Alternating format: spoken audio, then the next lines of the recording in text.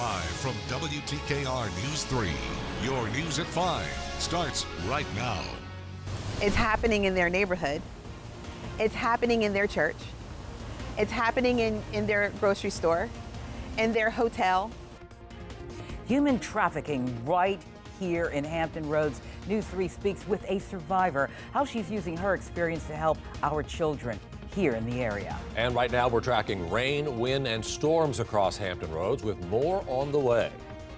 That heavy rain already causing quite a mess on the roadways. How long this wet weather is expected to last. Welcome to News 3 at 5. I'm Les Smith. And thanks for the company. I'm Barbara Ciara. Okay, we are starting to sound like a broken record, right? We are tracking more showers and storms tonight. News 3 Chief Meteorologist Patrick Rocky joins us now. Where are the storms right now? The warnings are coming fast and furious, and we have a brand new one that includes James City County and York County. So let's head over to the forecast center here, and you can see we are lit up with storms all the way across Hampton Roads and into eastern North Carolina as well. So let's dive into the brand new severe thunderstorm warning. You can see this is the Chickahominy River right here. So the worst of the storm is about to cross over the river and into James City County right now. This is the James River right there. City of Williamsburg included in this warning as well. And you can see this is in effect until around 5:45. The storm is producing wind gusts. It could be in excess of 60 miles per hour as it makes its way off basically to the east-southeast at around 15 to 20 miles per hour. So on this path, the worst would arrive around Surrey in about 7 minutes, Jamestown in about 13 minutes, Williamsburg in about 20 minutes, and the Charleston Heights area in about 26 minutes if it does hold together and stays on that path. But once again, you can expect those winds to pick up in intensity. All the storms this afternoon have producing wind gusts that could cause damage. We have reports of trees down in many areas.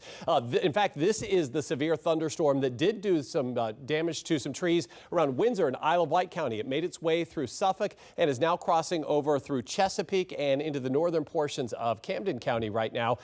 This is a look at our velocity, and you see these brighter reds and pinks here. That's the strongest of the winds. Those have moved out of Suffolk and are now around the Cornland area in Chesapeake. So you can expect some damaging winds that could have gusts in excess of 60 miles per hour right now. And the storm is also making its way off to the southeast. Gertie School, the worst arrives in about 8 minutes. Hickory in about 19 minutes. The Lilly area in about 24 minutes. Also, this was a severe storm that was moving through Southampton County. It's crossing Highway 460. So once again, Windsor is just cleaning up from the last severe storm, and we've got a mean storm over you. Zuni at 460, and then the Ivor area, things are improving right now. And across eastern North Carolina, especially on the Outer Banks and around Roanoke Island, we have a storm that's likely producing some hail as well, along with the gusty winds and the heavy downpours.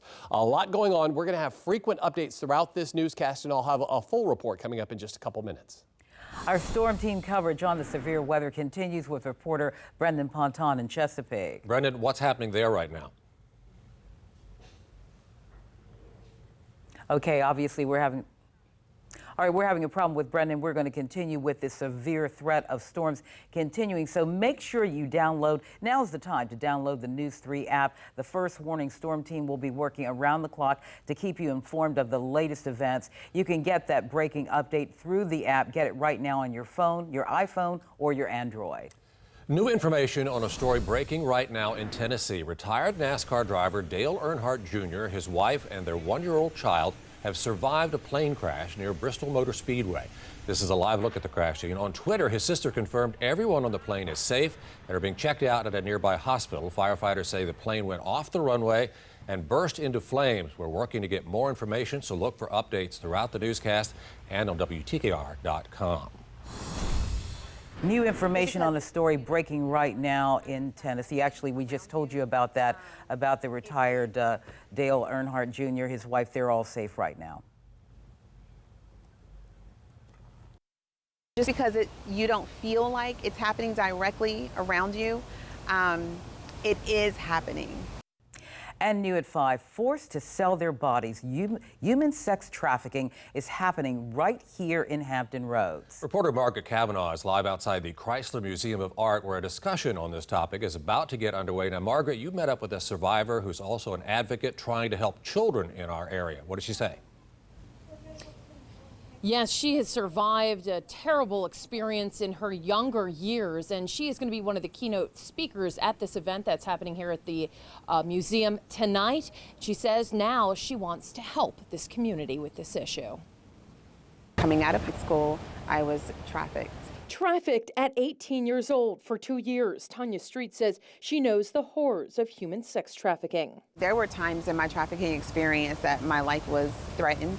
Now she says she works to help kids who find themselves in similar situations that she was in. Traffickers really look for opportunities to reach those who are vulnerable. So who are the ones that are vulnerable? Well, first, kids.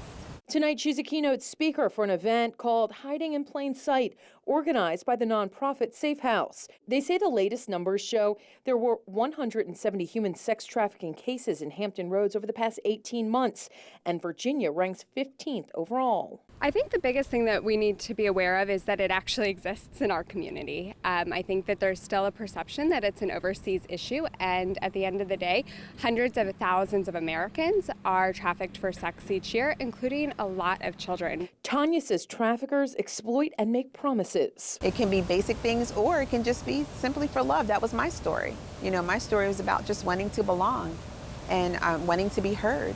Having the experience and understanding helps in her mission to help the youth. I have to say to some kids, I'm sorry your parents didn't take care of you.